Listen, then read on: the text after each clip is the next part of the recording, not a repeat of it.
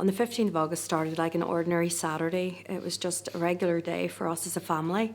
And my brother went into the town to buy a pair of jeans and a pair of boots for work. A car bomb was driven in by some dissident Republicans who disagreed with the peace process.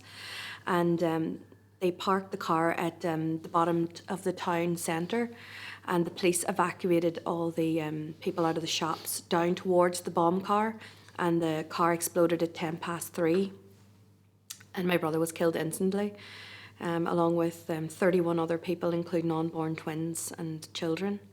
Most of the people that were in the town that day were mothers and children that were shopping. So there was a lot of families that were affected, had mothers and daughters murdered in the bomb. There was a public notice in the local paper for all the victims of the bomb to come together in a local hotel. And we went to the hotel, and Dad was voted in as the first chair of the group.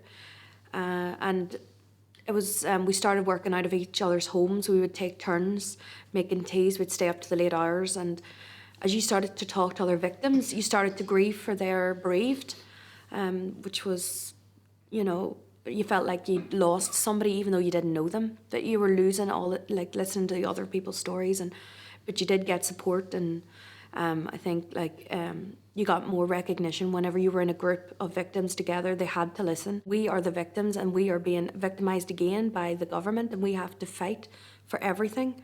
It's like you just think you're fighting the terrorists, and now you have to fight the government to get the truth.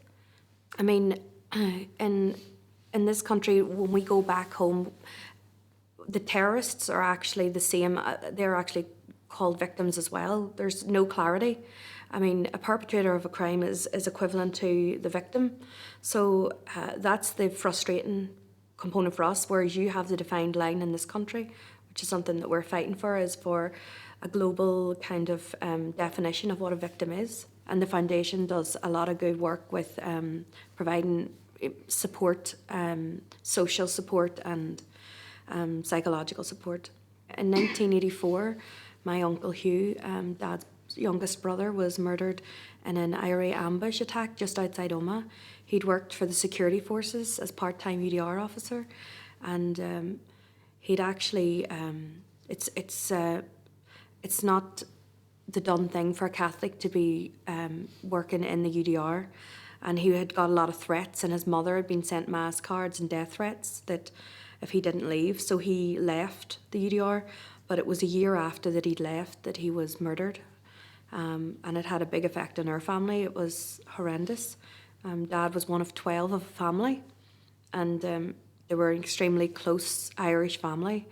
And I think our childhood just completely changed after that, because then my parents became so overprotective of us, and nervous and suspicious, and when you were going out anywhere, they would say to you, don't kick like an empty packet of cigarettes or anything because there could be a bomb in it, or it's just, they were very overprotective. And Dad was like a very kind of jolly, laughable sort of character, and that changed after his brother died. I take a lot of strength from other people's courage, and it's so important for us to unite together, because the terrorists unite together to share experiences and techniques, and that would be a strength of theirs. So I feel that it's important that we take strength and courage from each other to stand up, and we can see best practice and what works well here and what works well in my country, and try and get what's best for everybody. The message to the young people are to listen and read and learn. I think it's important. They might be kind of manipulated by a certain narrative of what history is telling them. And I think it's important that they kind of broaden their mind, because they're easy targets, and especially for recruiting terrorism. And I think it's so important for them to kind of think outside the box, go and do their own research and learn, and don't be spoon-fed by others, because it's not a romantic kind of a lifestyle.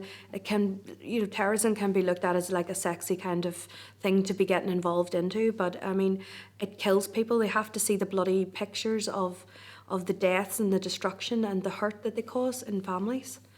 I mean, that's why it's so important for the victims to tell their stories, and sometimes they're forgotten, and silent victims just, help to make more victims. And it's so important for those that have the strength and courage to stand up to speak and to talk and tell the destruction that's caused because of this terrorism.